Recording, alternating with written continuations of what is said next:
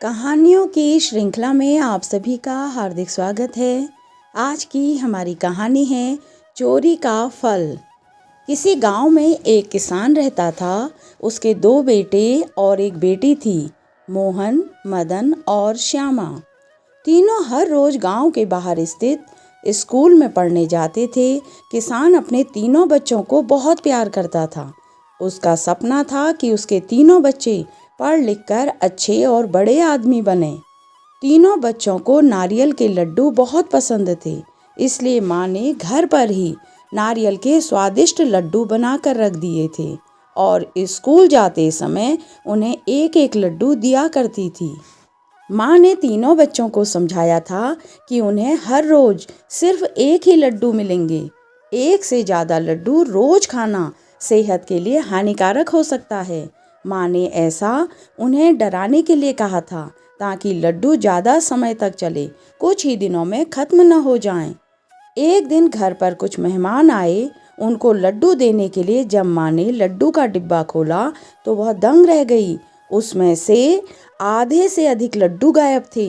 माँ तुरंत समझ गई कि उसके बच्चे लड्डू चोरी करके खा रहे हैं। माँ ने ये बात किसान को बताई। किसान को यह बात सुनकर बहुत दुख हुआ। वह इतनी मेहनत करके अपने बच्चों को पढ़ा लिखा रहा था। उसके बच्चे यदि चोरी जैसा गलत काम करना सीख रहे हैं तो उसके लिए बड़े शर्म और दुख की बात थी। किसान के लिए यह पता लगाना बहुत मुश्किल था कि उसका कौन सा बच्चा लड्डू चोरी करके खा रहा है। फिर अचानक किसान को एक तरकीब सूझी। उसने अपनी पत्नी को समझाया कि नारियल के लड्डू में नीम के पत्तों का रस मिला दे। किसान की पत्नी को यह तरकीब अच्छी लगी और उसने ऐसा ही किया। दोपहर को जब तीनों बच्चे स्कूल से लौटकर घर आए तो माँ उन्हें खाना देकर गाय को चारा डालने के लिए घर से बाहर चली गई। कुछ ही समय बाद किसान का दूसरा बेटा यानी मदन घर के मुख्य द्वार पर आया। उसने दरवाजे पर ही सब खाया पिया उलट दिया। उसका चेहरा उतरा हुआ था और आंखों से खूब पानी बह रहा था। तभी किसान और उसकी पत्नी भी घर के मुख्य दरवाजे पर आ गए। वे दोनों समझ गए कि उनका दूसरा बेटा ही लड्डू चोरी करके खा रहा है। माँ ने पानी से मदन का मुंह साफ कराया और उसे घर के अंदर ले गई।